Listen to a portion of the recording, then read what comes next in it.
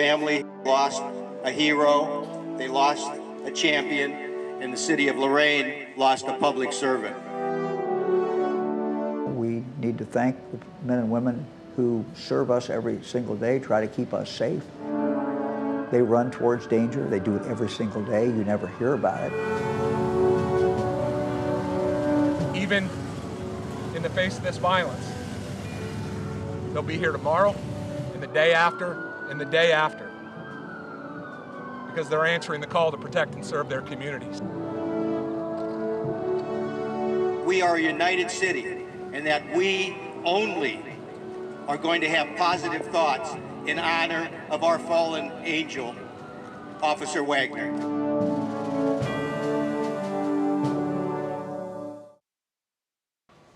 And good morning. I'm Russ Mitchell from the WKYC studios. Community members, loved ones, and fellow law enforcement officers are gathering right now in downtown Cleveland to pay their respects to Lorain police officer Phillip Wagner. Officer Wagner was ambushed, shot, and killed last week while eating lunch with a colleague in their cruisers. 2 other officers were hurt. Let's take a live look inside Rocket Arena right now. The doors open to the public at 10 o'clock this morning. That service begins officially at 11 o'clock. That's going on right now there. You're seeing the beginning of the service there. It officially gets underway, as I said, in about 13 minutes. We have team coverage for you before we take you inside for the service with crews in North Ridgeville, Lorain, and right here in downtown Cleveland. Annabelle Childers is standing by live. She is at the Liston Funeral Home where the procession began at about 7:45 this morning. Annabelle, good morning to you. Good morning, Russ. And this morning we really saw what we've seen for the past 7 days since that horrible shooting happened. The community has mobilized to support. And here this morning we saw dozens of people lining the sidewalks. And then there are also just these physical shows of support. We are seeing the blue ties and also American flags just lining Center Ridge Road. I got the chance to talk to some people who showed up here, and specifically with 2 families made up of sisters. They both had people that they love in law enforcement, and they knew that this could be them, these horrifying examples of sacrifice. They know that it's a dangerous job to do. And when I was speaking with them, they said they just really felt that ache in their hearts from the moment that this happened on Wednesday. And that is why they wanted to be here. They wanted to line these streets so that these officers did not feel alone. And luckily, that's something that we saw all through that procession route. Russ. Annabelle, thank you very much. Let's take a look at the procession this morning. As I said, it began around 7:45 this morning and ended around 8:20. Hundreds of police cars left the Liston Funeral Home, where you saw Annabelle right there, all the way to downtown Cleveland. The procession ended in the garage, actually, of Rocket Arena, where Officer Wagner's body was taken and then taken inside for the service, which again begins in about 11 minutes. Monica Robbins has been there all morning. She's standing by live. She saw as that procession made its way down Carnegie and East 9th Street. Monica, what can you tell us? It has been just a somber but also incredibly amazing day, Russ. It was one thing to watch the procession go by, but then just an hour later to watch hundreds of different departments from all over Northeast Ohio and other states come through to pay their respects as well. But let me show you why everyone is here to honor Officer Wagner. Officer Phillip Wagner, husband, father, hero, takes his final end-of-watch call surrounded by hundreds of brothers and sisters in blue, a loving family, and a community he spent his life serving and protecting.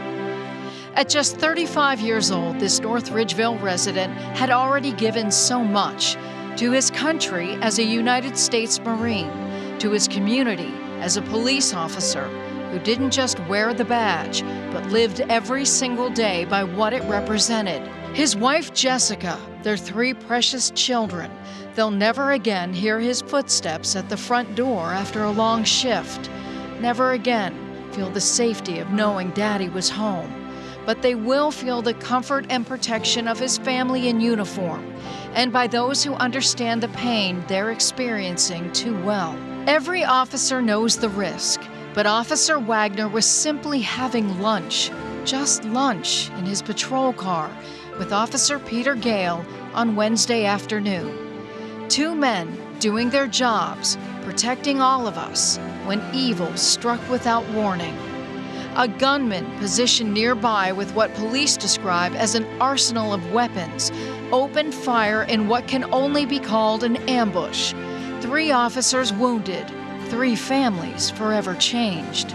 Wagner and Officer Brent Payne taken by Lifelight to Metro Health with critical injuries. Gale, wounded in the hand, was treated at Mercy Health in Lorain.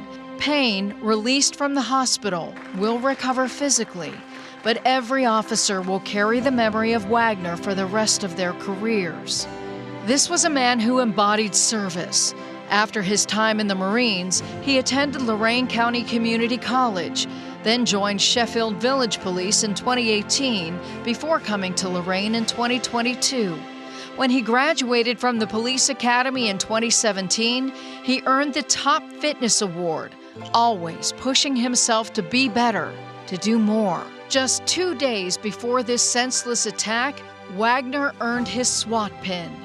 2 days, a career milestone that should have been the beginning of so much more. When Wagner made his final journey, he wasn't alone.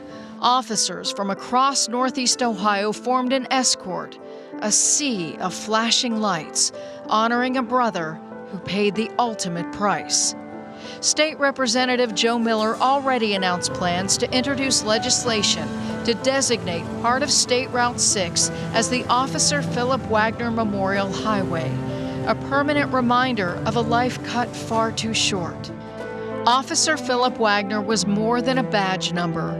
He was a devoted father who tucked his kids in at night, a loving husband who kissed his wife goodbye each morning, not knowing July 23rd would be the last time. A Marine who served his country, a police officer who served his community, a hero whose legacy will live on in every life he touched, every officer he inspired, and every day his family chooses to remember not how he died, but how honorably and beautifully he lived. The final call. Officer Phil Wagner, thank you for your service. Godspeed. Let's take it from here. And that's what that memorial service is going to do starting at 11 o'clock. Russ, back to you. Okay, Monica Robbins, thank you. Our David Greenberg has been outside Rocket Arena all morning long. And David, I know you saw folks come in at 10 o'clock, which is when the doors open today, correct? Yeah, Russ, they started coming in, the doors open around 10 o'clock, but people had been lining up about an hour and a half beforehand just to try and get in. And I can honestly tell you that the amount of people that were here was really hard to put into words. I mean, thousands and thousands of officers from all around the country coming to pay their respects. Like I had said, there was officers from Chicago, from Connecticut, from New York, from Cincinnati, Dayton, from really all across the state as well as parts of the country, because that bond that they share as members of law enforcement together is so incredibly strong. And one of the things that I wanted to talk about as well is that all roughly 130 members of the Lorain Police Department will be here today and be able to pay their respects to the family, as well as be able to share these very difficult times with one another, because thanks to the help of the surrounding departments like the Lorain County Sheriff's Department, who is going to be taking their calls and answering them and making sure that the community and the town is safe during these really difficult times, so that they can pay their respects to their fallen brother, Officer Wagner. Russ? All right, David Greenberg at Rocket Arena, thank you very much. We have just been told that Governor DeWine has arrived at the service. That happened just a few minutes ago. And again, that service is set to begin in about 5 minutes. Before then, joining me right now is Todd Vogler. He's from the Greater Cleveland Officer Memorial Society. Sergeant Vogler has been in law enforcement since 1996. Sergeant, once again, thanks for joining us today. It's my pleasure. We talked about this earlier. Why is it so important for officers to show this support as they are on a day like today? Well, when an officer dies, a part of society dies. And so I think it's important for us to come together in solidarity to show respects for the fallen and let the families know that the sacrifice that has been paid has not gone unnoticed. And so I think a lot of us come together. Sadly, it seems like your own family, it seems like the only time you see your family is weddings and funerals, right? Yeah. So I think it's important, my industry does respond well to providing support at these times. I wanted to ask you about that. I know you do a lot of that, and you were saying earlier that the real support, obviously now is very important, but Yes. this all comes to an end, and then folks really need the help. Yeah, in about 7 to 10 days, you're going to see the flags go back up to full staff. You'll see a lot of the blue ribbons are on foam poles. They'll be taken down, and the mourning ribbons that officers wear on their badges will come off. But the real support has to start. It has to start when everything at that point in time gets quiet. And so Cornerstone of Hope will step in, the Greater Cleveland Police Officers Memorial Society will step in, and there's a lot of charities that play their own little single role by working in harmony with one another. We achieve the mission together. There are 130 Lorain police officers, many of them, most of them, I would think, if not all of them, are at the service today. Their Lorains are being handled by other departments today. Take me inside a police department when something like this happens. Normally everyone's waiting on pins and needles, see what the chief and deputy chief's directives are. Everything's going to come down from from their office as to what the next move is. It's going to, they probably have a policy, most agencies do, of how to handle in-line of duty deaths, and they're going to go rank and file, step by step with that policy. They will not deviate from policy. So there's going to be a lot of people that are reaching out. Most likely it's going to be reaching out from the chief. The chief himself is going to be a very vocal role because he's the boss. He runs the show. As you said, in a police department, the job goes on. It does not stop because of something like this. How does the chief, how does that person in charge inspire his officers to keep going? Well, much like a fire department, when they lose somebody, the wheels keep rolling. And much like a police department, the calls still come in full service, and the officers still have to go. And so the chief of the chief's office, and the chief's office takes a very active role in trying to encourage the officers to lean on each other, and will provide guidance and counseling. I'm sure that the Lorain Police Department will be stepping up for that. This is a live look inside Rocket Arena, where the funeral service, the memorial service for Officer Phillip Wagner, is set to begin in about 2 minutes now. Sergeant, kind of walk me through this particular service. It's interesting because, and unfortunately, this is the third officer funeral we have covered here in Northeast Ohio in the past 14 months. The two other services were held in churches, this obviously in a bigger venue. Why do you think it was chosen to have this service here? Well, the only logical conclusion would be that this department received so many phone calls that they had to choose a venue that could handle the amount of people that were going to respond. So there's no doubt in my mind they have departments from as far away as Canada and Cincinnati showing up for this. And when they bring the body in of the fallen officer, that entire venue, you can hear a pin drop. It will be complete and utter silence as they bring his body in.